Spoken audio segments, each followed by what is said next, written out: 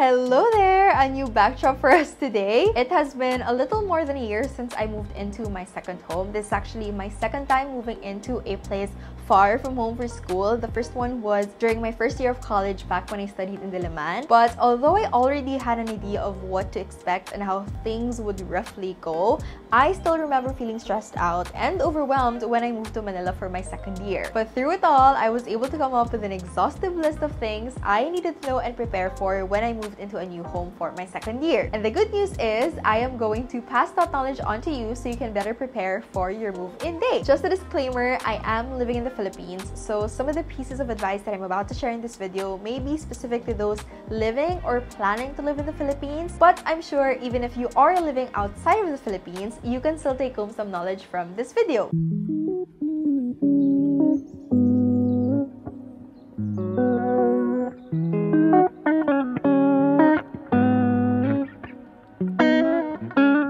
I've said it time and time again, I am the type of person who thrives on structures. And one thing that has created a structure for me throughout this entire move-in process was a list. And that was a list of all, and I mean all, of the supplies and items that I was going to bring with me when I moved in. I found it difficult to directly list all the household items that I was going to pack on simply a notes app because I always felt like something was missing. I needed to visualize which items are for my kitchen and which items are for my bathroom to see the bigger picture of my entire packing list. And Xmind is one of the best apps that you can use to visualize and organize your ideas and projects. When you have so many things, so many items, and so many supplies that you need to pack, all your ideas may come into your mind one after the other.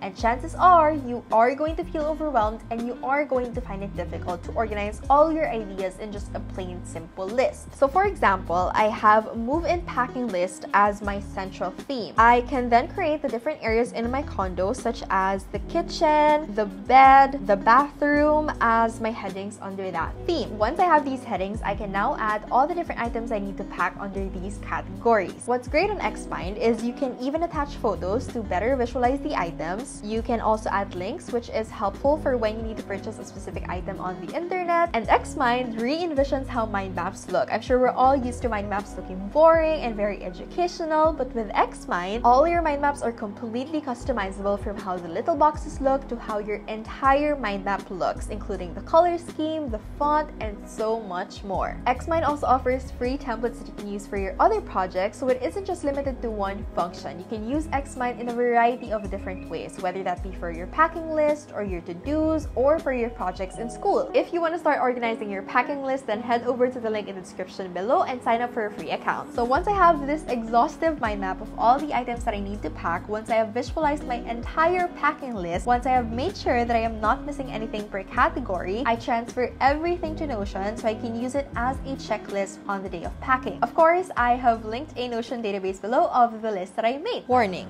this segment of the video contains graphic descriptions of crime. Viewer discretion is advised. Charat. But really though, I am going to share my roommate horror story, so skip to this portion of the video if you don't want to hear about it, because we are going to talk about a few nasty and disgusting things my roommate did that led me to really set my non-negotiables when moving in for my second year. To give you a little bit of context, I studied in UP Diliman on my first year of college. I only went to UP Manila on my second year, and at that time, we didn't really know where to look for a place to stay at because I didn't have close relatives who went to Manila for college, and I also wasn't close with anyone who went to Manila for college. So what happened was, nirefer lang kami to this specific building in Diliman, and we kind of went for it na agad because when we went there to check out the rooms, the place was really great. It was a condo/hotel building, so I don't blame the building at all for all the things that I've experienced with my roommate because again, the place was really great. They had biometrics for their security, they had their own laundry services, they even had their own staff to clean their rooms weekly, so it was great. So when I moved in there, yung condotel kasi na yun, they ask you if you want to stay with someone in the room in case you know anyone, or they'll choose for you. Basically, they'll assign you a room and a roommate. I opted for the latter kasi nga I didn't know anyone back then. So I moved in, I saw her things were already there kasi she was already staying there for a year, I think, and the week went by of us just missing each other. Lagi kami nagkakasalisi. When she was in the condo, I had classes. When I was in the condo, she had classes. But although we rarely see each other throughout the week, she always finds a way to surprise me. Every time umuwi ako, of course, you would want to find comfort in your room, diba?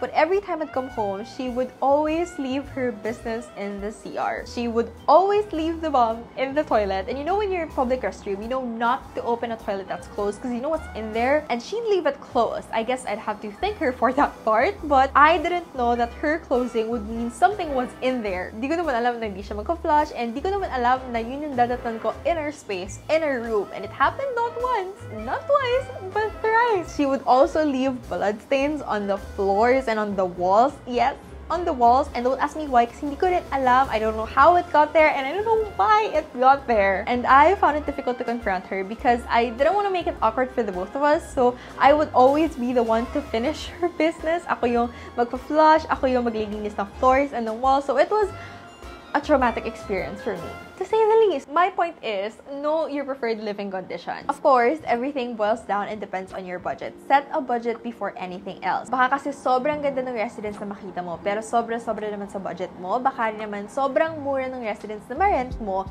but then mapapamahal ka naman sa transport, sa facilities, and sa utilities. In the Philippines, there are 3 types of residences for students, at least those that I know of. There is an apartment, a dorm, and a condo. An apartment is basically a house that you rent from landlords. A dorm is a university-owned low-rise residence building divided into rooms with basic living amenities. A condo is a high-rise residence building with each individual condo units that are either owned or rented. Apartments and dorms are usually smaller in scale, so they usually have shared restrooms, kitchen, and dining areas, whereas in a condo, each individual condo unit is already a living space on its own, so you have your own kitchen, your own dining area, your own restroom, and the facilities you share are only the pool, maybe the study area, and the gym. So put some time into thinking whether you want an apartment, a dorm, or a condo. When I transferred here in Manila, I found my condo through Facebook Marketplace after hours and hours of scouring through Facebook groups. And at first, honestly, it seemed very sketchy to us kasi nga Facebook Marketplace.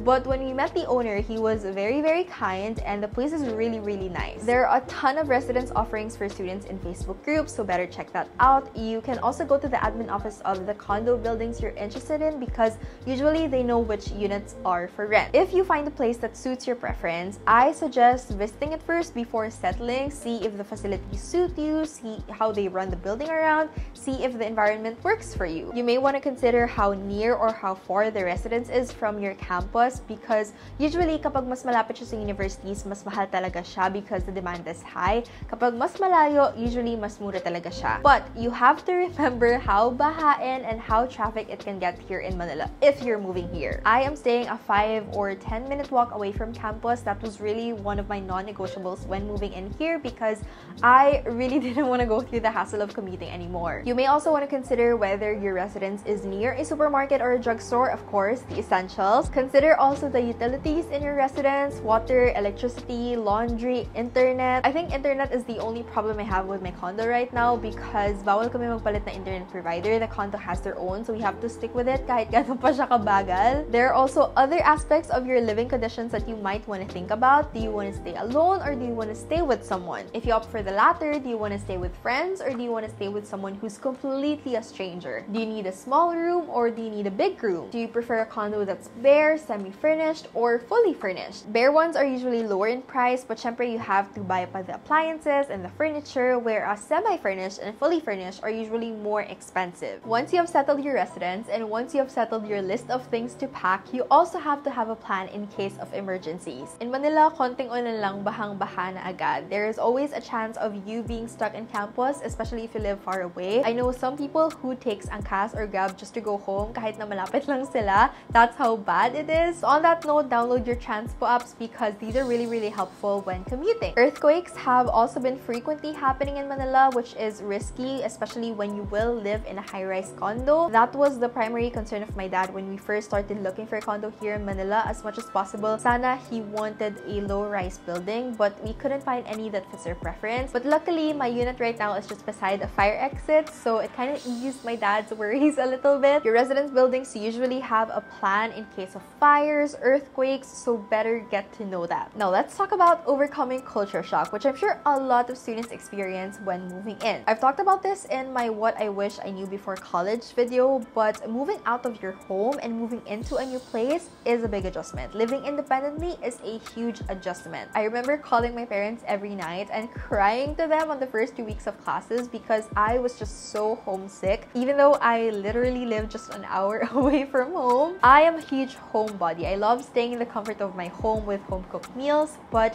when you move out, you learn how to live independently and how to do things on your own. You'll be the one to buy your groceries, to cook your own meals, to budget your money, to do household fix-ups. You'll live in a completely different environment, surrounded with a whole new set of people whom you may or may not get along with. My tip is to establish your routines. Routines somehow create a sense of cohesiveness between your home and your new place. If you like to take a morning walk outside of your home back then, take a morning walk outside of your new place now. When you're in a new environment, it may feel overwhelming and it may feel like you don't have a grip on where or how to start. And routines give us a sense of control in an environment where everything is new and different. So those are all of the tips that I have for your college move-in day. Thank you so much for watching, and thank you so much for sticking around. I have a class in a while, so I will see you guys in my next one. Bye!